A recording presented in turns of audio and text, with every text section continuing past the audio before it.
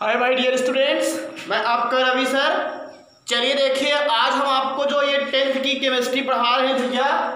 10th की जो chemistry है इसका तीसरा लेसन है आपका, जिसका अगला पार्ट आज आपको बताने जा रहे हैं। देखिए, धातुओं का हमने क्या किया है, रासायनिक गुण आपको बताना शुरू किया है। मैंने आपको पहले ही बताया था कि एक लॉन्ग क्वेश्चन के रूप में आपके यहाँ से पूछा जाता है धातु एवं अधातु, धातु का प्रमुख भौतिक एवं रासायनिक गुण लिखिए। तो हमने भौतिक गुण भी बता दिया है और कुछ आपको रासायनिक गुण भी बता दिया है। आज हम जो बताने जा रहे हैं इसका अगला रासायनिक गुण, और वो कौन सा है जानते हो? धातुओं का रासायनिक गुण है वो जल से क्रिया। किसके साथ? जल से क्रिया। तो इसको हम लोग, अगर आप को कहें तो इसको हम लोग कह सकते हैं reaction with water.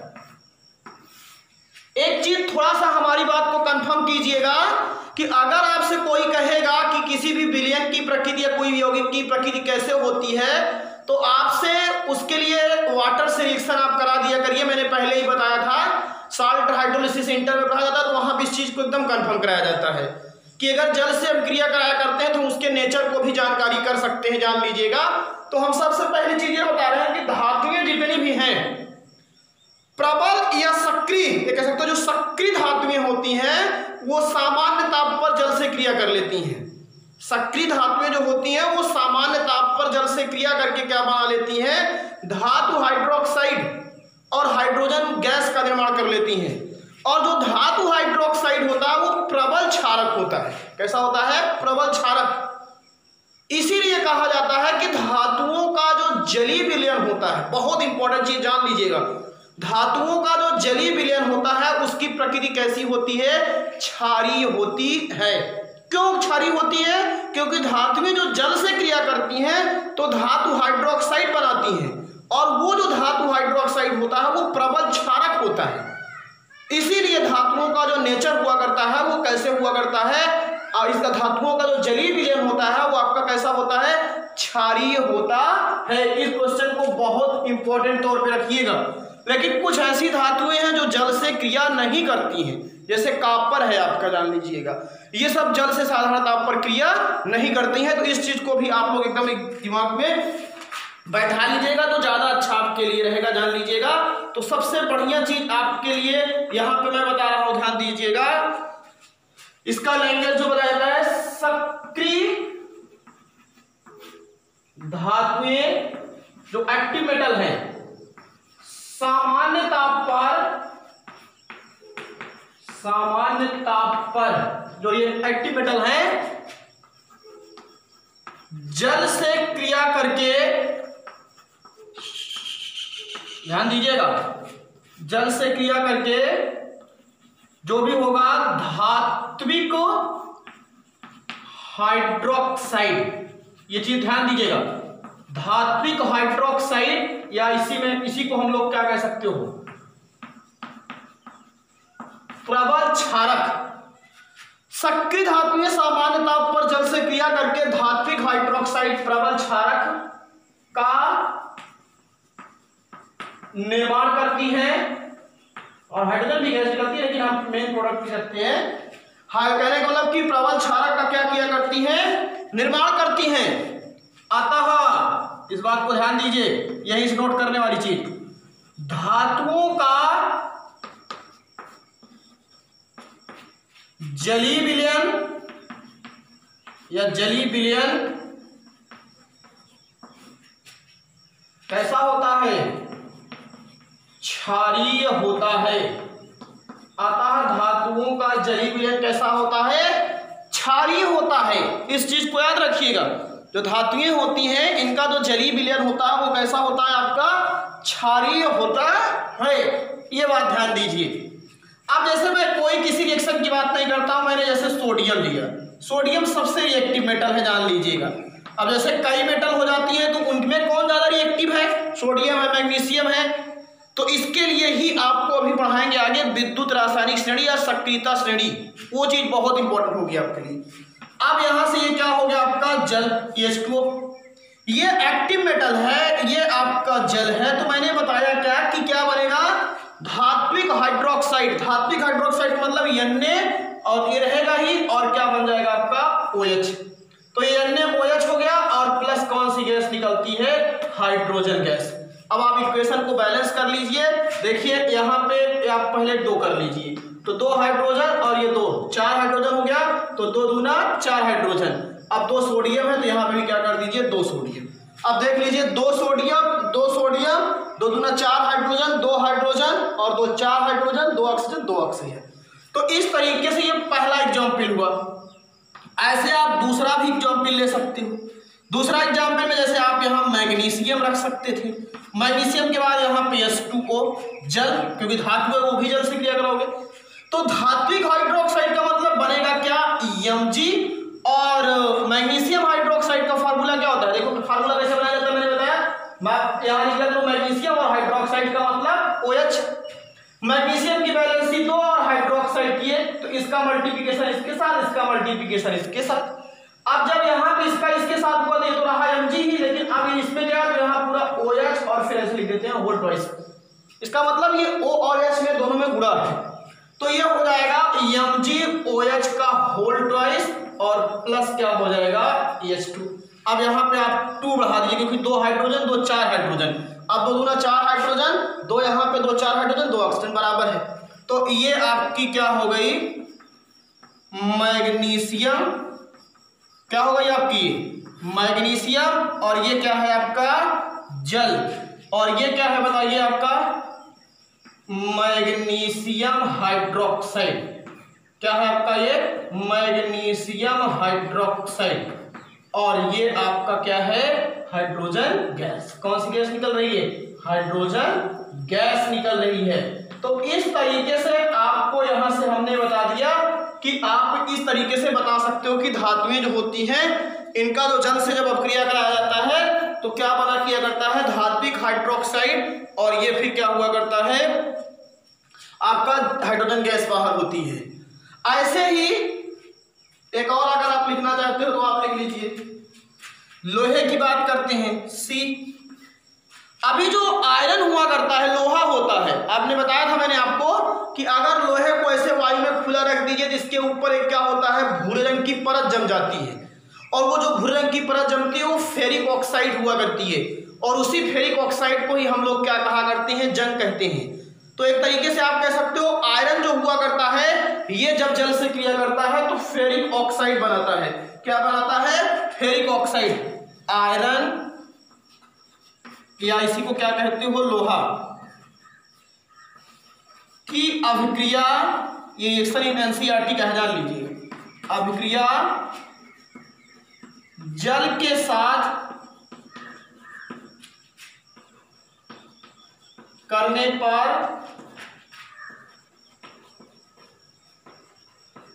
Ferric oxide क्या बनता है, फेरिक ऑक्साइड एवं इसमें नहीं निकलेगी हाइड्रोजन, यहां से लिखा करूंगा जो, एवं हाइड्रोजन गैस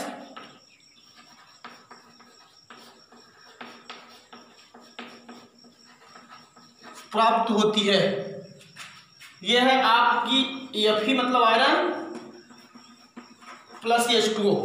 अब Fe प्लस H2O जो होता है, और फेरिक ऑक्साइड का फार्मूला होता है Fe2O3, और प्लस कौन सा गैस निकलती है, हाइड्रोजन गैस। बैलेंस कीजिए, यहां पे देखिए 2, यहां 1 है, यहां 3 है, तो अब आप इसका कैसे कॉम्बिनेशन सेट करेंगे बताइए। तो इसको आपको करना पड़ेगा, मान लो यहां 2 कर दिए तो 2 तिहाई 6, एक पे तो सेट होगा नहीं, तो यहां पे 6 कर दीजिए, तो 6 6 ऑक्सीजन 6 ऑक्सीजन। अब चलिए हाइड्रोजन 6 दूनी 12, 6 दूनी 12, और आयरन यहां 2 है, 2 दूना 4, तो यहां क्या हो जाएगा 4। देखिए अगर चाहते तो ये 3 पे भी हो जाता क्या, लेकिन 3 पे तो 3 दूना 6, हाँ 3 पे भी हो जाता, लेकिन आप रख दीजिए इसी पे, कोई दिक्कत नहीं है। तो ये जो है ये फेरिक ऑक्साइड है, क्या है ये फेरिक ऑक्साइड है, और ये जल है, ये आयरन है। तो ये आपके लिए बड़ा इंपॉर्टेंट रिएक्शन था कि धातुएं अगर जो होती हैं ये जल से क्लोराइड, और धातु हाइड्रोक्साइड देखिए ये भी क्षारक है, ये भी क्षारक है। तो ये सब जो हुआ करता है, सबका नेचर कैसा होता है आपका, अतः धातुओं का जो जलीय विलयन होता है वो कैसा होता है, क्षारीय होता है।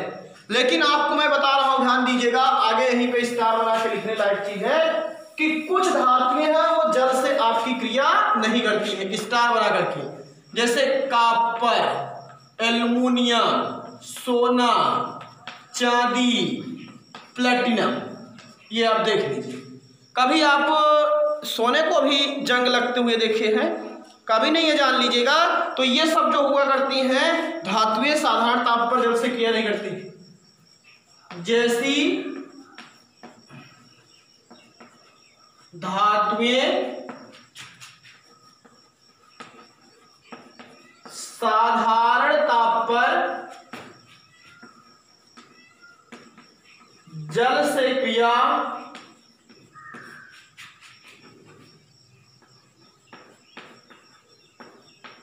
नहीं करती हैं, ये सब ऐसी धातुएं हैं जो साधारण ताप पर जल से क्रिया नहीं किया करती हैं। और अब हम आपको बता दे रहे हैं धातुओं की किसके साथ क्रिया, क्लोरीन के साथ क्रिया, ये चीज ध्यान दीजिएगा। तो ये सब इसके रिएक्शन है, आप बढ़िया से इसको समझिए। और आपको मैं बार बार बताता हूं कि आप लोग एक नोट्स बनाइए और पर डे इसकी एक टाइम टेबल के अकॉर्डिंग तैयारी कीजिए। और मैं आपको एक चीज और बताता हूं कि अगर आप सभी लोग इस चैनल पर नए हैं तो अपने इस YouTube चैनल को आप लोग अपने YouTube पर क्या कीजिए, सब्सक्राइब कीजिए और अपने फ्रेंड्स के बीच में इसे शेयर कीजिए और बेल आइकन प्रेस जरूर करके उस पर ऑल कर लीजिएगा, तब आपको सारे लेक्चर्स मिलते रहेंगे। अगला है क्लोरीन से क्रिया। किससे क्रिया? क्लोरीन से क्रिया। क्लोरीन एक प्रकार का हाइड्रोजन है। क्लोरीन एक प्रकार का क्या है आपका, हाइड्रोजन है, जान लीजिएगा। तो जो धातुएं हुआ करती हैं अगर इनकी अपक्रिया हम क्लोरीन के साथ किया करते हैं तो एक चीज आपको बता दे रहा हूं, धात्विक क्लोराइड प्राप्त होता है। क्या प्राप्त होता है?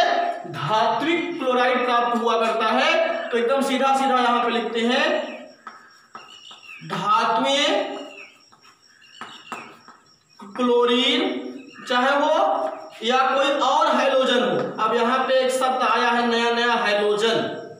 आपको भी इसी आपके यहाँ ये है तत्वों का जो वर्गीकरण चैप्टर, उसमें पढ़ाया जाएगा आवर्त सारणी। तो वहां पढ़ाया जाएगा कि अलग अलग ग्रुप में एलिमेंट को रखा गया है। तो उसी में ग्रुप है 7th A, जिसको आप लोग कहा किया करते हो फ्लोरीन, क्लोरीन, ब्रोमीन, आयोडीन, इसको एस्टेटीन, ये सब एलिमेंट हैं। फ्लोरीन है, क्लोरीन है, ब्रोमीन है, आयोडीन, एस्टेटीन।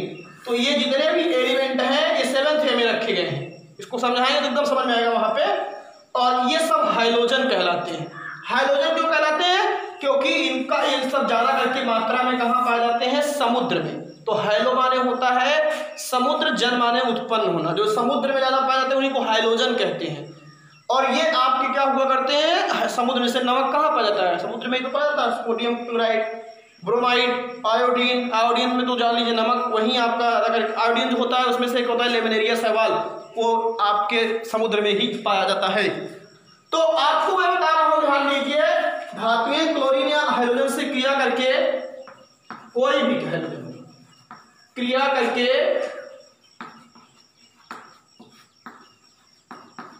धात्विक